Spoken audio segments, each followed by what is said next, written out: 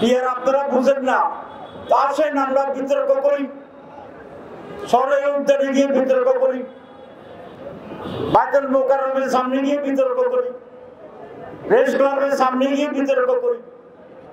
আসেন, যদি আপনারা আসেন তাহলে বুঝবো আপনার মনের কথা মুখের কথার মিল আছে। আর যদি না আসেন, জনগণ যা বুঝে এটা বুঝে যাবে। আপনারা বুঝবেন না বুঝেন না? বুঝতেছেন। সংস্কার তারা মানে না,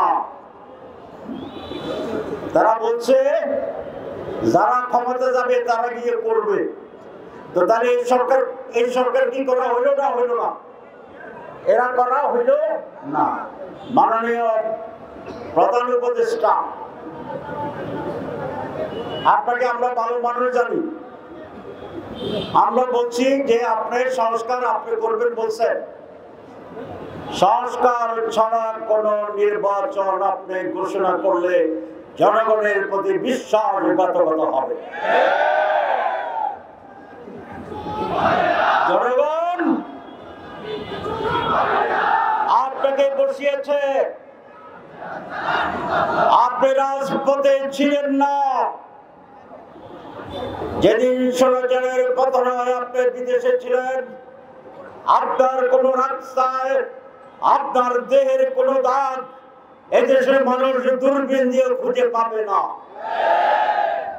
আপনার কোন ভাই বেরাদার সন্তানের রাজপথে জীবন দেয় নাই। আমাদের রক্তের ফিরিতে দাঁড়িয়ে, আমাদের লোকদের লাশের ছিঁড়ে আপনি ক্ষমতার বর্ষাতে গিয়েছেন। আমরা এনেছি, আমরাই আপনাকে ক্ষমতায় বসিয়েছি। আমরা আশা করব আপনার মতো একজন সজ্জন ব্যক্তি জাতির সাথে বেঈমানি বিশ্বাসঘাতকতা করবেন না। আমরা এই কথা বলতে চাই।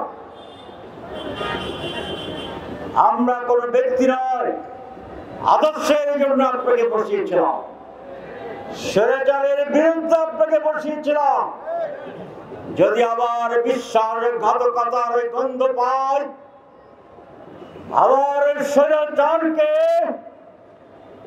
সহযোগিতা করছেন, আর একটি স্বৈরাচার বাড়ানোর সহযোগিতা করছেন, তাহলে জনগণ আপনাকেও ছাড় দেবে না।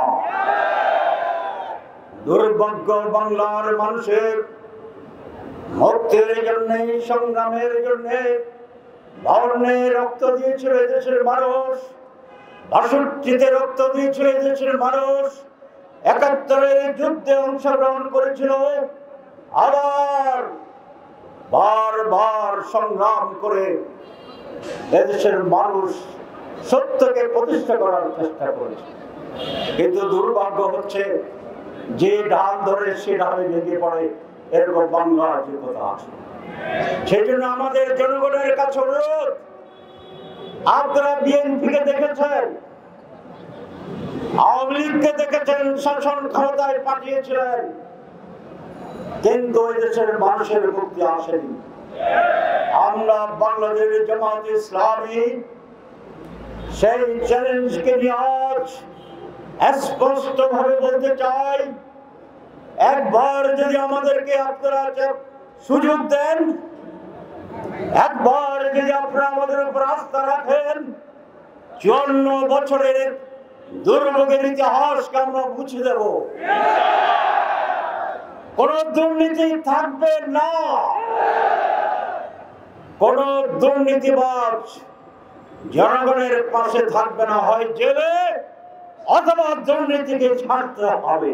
আমি একটি এলাকার এমপি ছিলাম, আমার বিরুদ্ধে যদি একজন হিন্দু অভিযোগ করে ১৪ গ্রামে, আমি প্রকাশ্যে দাঁড়িয়ে মাইকে তাদের কাছে ক্ষমা চাও। ইন্টেনশনালি রাজনৈতিক অসুদ্দেশ্য ছাড়া সেখানে কেউ কোনো অভিযোগ করতে পারবে না ইনশাআল্লাহ। আমি বক্তৃতার বাড়াতে চাই না, আমাদের যুদ্ধ শেষ হয়নি, স্লোগান দেখলাম কি আবু সাইদ মুক্ত, শেষ হয়নি যুদ্ধ, ইমানদারদের যুদ্ধ শেষ হয় না। আপনারা যতদিন আমাদের জীবন যতদিন লড়াই, যতদিন আমাদের জীবন, ততদিন যুদ্ধ। সকল অন্যায়, অত্যাচার, জুলুমের বিরুদ্ধে মানুষের অধিকার প্রতিষ্ঠায় জামাত ইসলামের যুদ্ধ চলবেই চলবে ইনশাআল্লাহ। সবাইকে ধন্যবাদ।